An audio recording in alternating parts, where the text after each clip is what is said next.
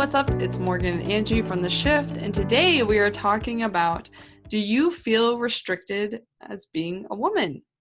With this, we want to introduce the theme of the month, which is feeling suppressed or restricted in your identity. As people pleasers, or as we like to call ourselves, recovering people pleasers, we can often feel that different aspects of our identity are restricted based on certain aspects of who we are and whether or not that's accepted in society.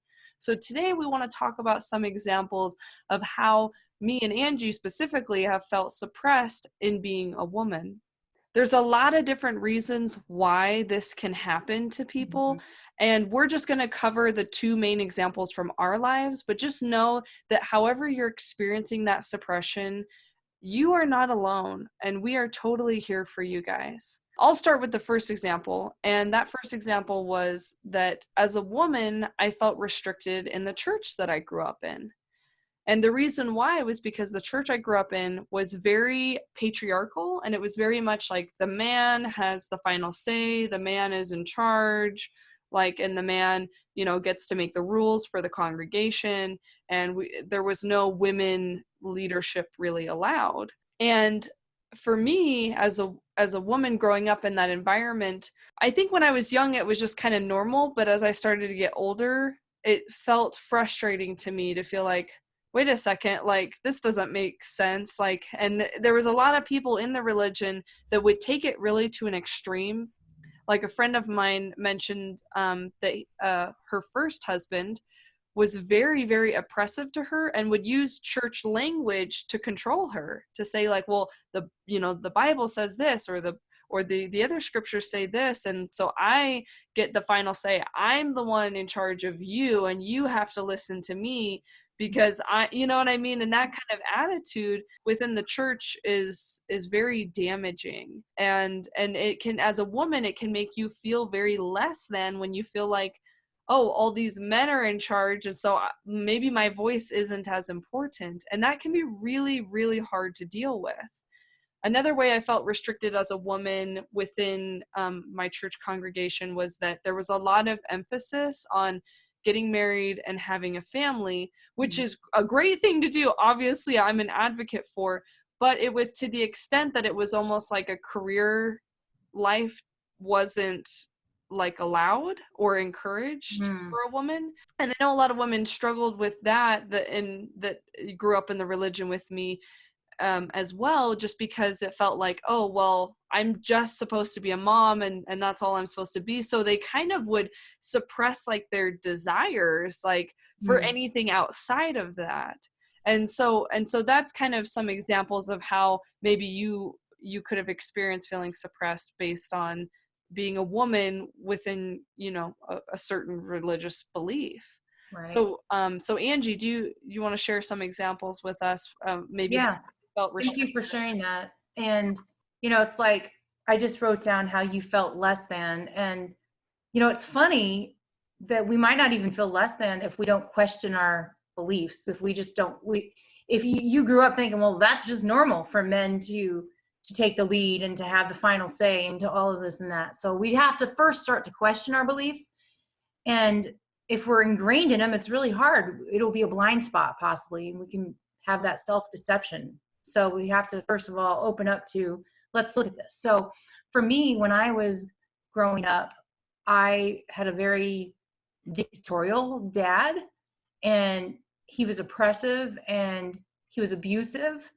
And it was so obvious that to me, I did question it, because obviously abuse is not normal. And he was physically abusive and all of this. And what I learned is that it's not safe for me to speak up and have a voice. And it's definitely not safe for me to express anger, to get mad. And the reason for that is because he was so explosive in his anger. So I felt very suppressed. Now, we're talking about as a woman.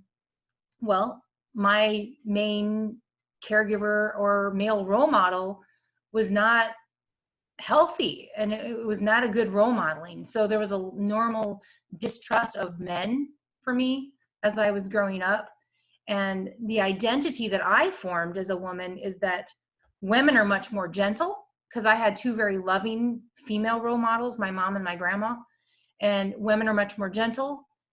The identity was men are assholes, men are jerks and they're going to hurt you. And you just got to protect yourself from them. You can't really trust them.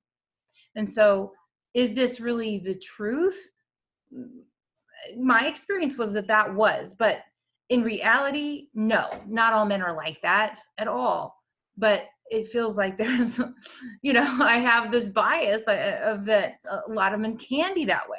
And a lot of masculine energy can be that way. So that's with my dad. That's probably the main thing as far as how I was suppressed as a woman, the anger part. It's not okay to have that driven masculine energy as a woman. Does this make sense, Morgan? Oh yeah, like because it's the man's thing to be in charge and to speak down to you and to talk loudly, and then it's like you kind of get this idea of like, oh, anger is a man's thing and it's not Right. safe. And the problem with when we suppress our anger is that we're actually suppressing that part of us that says I deserve better, because anger generally is actually our way of, it's a protection mechanism of saying, hey, this is unfair treatment. And when you suppress that anger because you're afraid of, that's a man's thing, or that's how men control people or whatever, then that's definitely a block that I'm sure a lot of people can relate to. Yeah, and that's held me back. Totally. And I'm really finding my voice and knowing that it's okay to get angry when it's called for, when it's appropriate. Absolutely. Thank you for sharing that. You're welcome. So, instead of doing a tip today, since we taught last week on how to do tapping, we actually just want to incorporate that in our video today. So tapping is one of our favorite healing techniques that will help you rewire your subconscious mind as well as release stress. And if you want to know more about it, just click in the description below. There's a link in the video. There's a link to the video where we taught more about what tapping is and how to do it. And if this is your first time experiencing it, all you got to do is go along with us. Angie will say some phrases, she'll tap on some spots, and she'll pause so that you can say them back. And I encourage you that if this is your first experience with it, just give it a try because it's extremely powerful. Me and Angie, between the two of us, have had over 15 years of experience working with clients, and this technique is incredible. And how quickly it can calm you down and help relieve the stress is amazing. So yes, let's do it. All right. And this is very brief tapping. We're going to keep it very high level because there's tons of ways that you could have felt restricted or feel restricted as a woman. So I'm just going to keep it very high level. So what I'm going to do here is go to what's called the karate chop point on the side of the palm and just tap right there. And this is called the setup. So again, and of course my dog's wanting out, but we're going to ignore Mars right now. Okay. So close your eyes. It just helps if you get out of the conscious thinking mind and take a deep breath. And let it out. Allow yourself to get present in your body. And then just repeat after me out loud or in your own mind. And Morgan's just going to do it in her mind so that you can repeat at home. Even though I feel restricted as a woman, I love and accept myself anyway. Even though I felt like I couldn't be myself as a woman, I love and accept myself anyway. Even though it doesn't feel safe to stand up for myself and be angry, I love and accept myself no matter what. Okay, now we're going to start to tap at the beginning of the eyebrow point. I feel so restricted as a woman. Side of the eye. It doesn't feel safe to speak up as a woman. Under the nose. What will they think of me if I come off too pushy? Under the nose. It's not safe to be a woman in this society. Chin. I'll be taken advantage of. Collarbone. I'll be walked on like a doormat.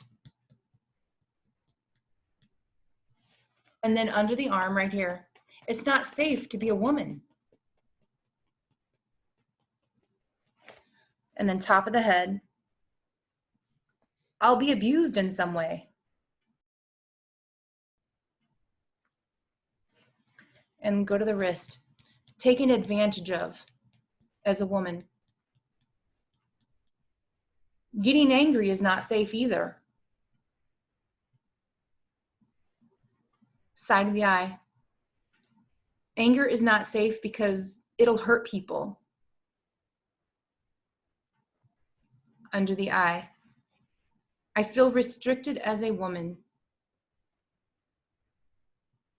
Under the nose. I can't show this masculine energy of drive. Chin. I've been taught that men are the drivers in our society.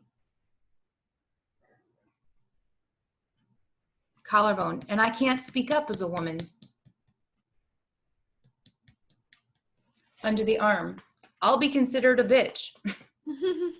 Or fill in the blank with whatever term you want to call it. Top of the head. I'll be considered too pushy or aggressive. Wrist. All these beliefs about being a woman.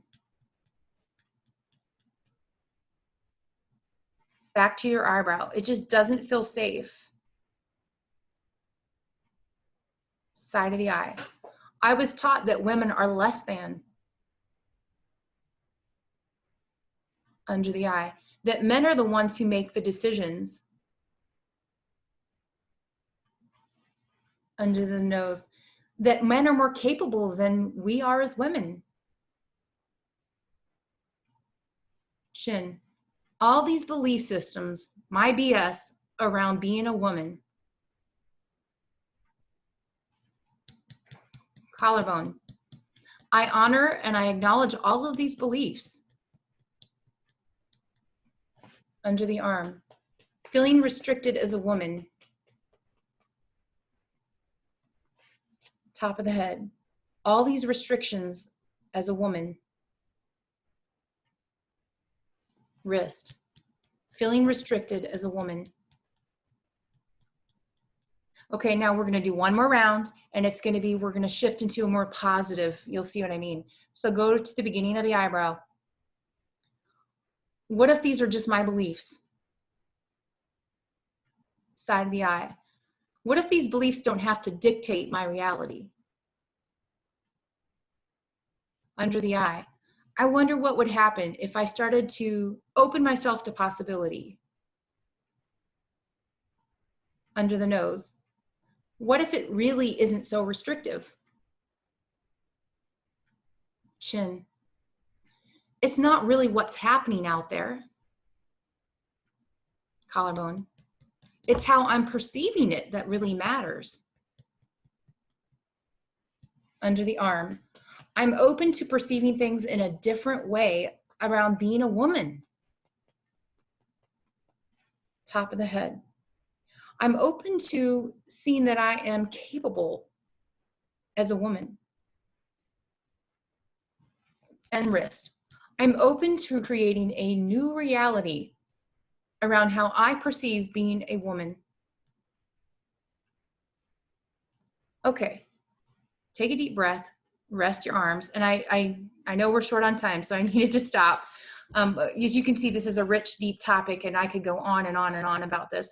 We're going to cover other topics throughout the rest of this month of April. So yeah, thank you so much, Angie. You're welcome. Yeah, and a good thing to do is to sit and assess yourself after doing that tapping. Like, do you feel a little calmer? Sometimes people feel a little calmer. Sometimes they'll feel a little more intense. Like when the tapping gets intense, and whatever you're experiencing, just know that this is the best thing you could do for yourself right now. The best thing you could do for yourself is to give those feelings that you've been pushing down for so long a voice. Yes. And giving that voice will lead to healing, and it will lead to more confidence and you changing your perspective around this in a more healthy way. Because the truth is, the minute we sit here and believe that we are restricted as women, we are.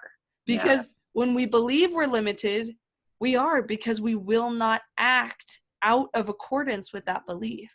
So the more you can heal around this, the more you can actually feel more free to be you. So thank you guys so much for watching this video. Please give this video a thumbs up and subscribe to our channel because it really helps our channel grow. And please go ahead and check on Facebook. We have a group that we want all of you to join. It's a private Facebook group, and it's called The Shifters. And what it is it's women trying to go from people pleasing over to empowered connection through holistic healing. So please join us in there for more awesome tips so we can support you and you all can support each other. Thanks again, you guys, and we'll see you in the next video. Bye. Bye.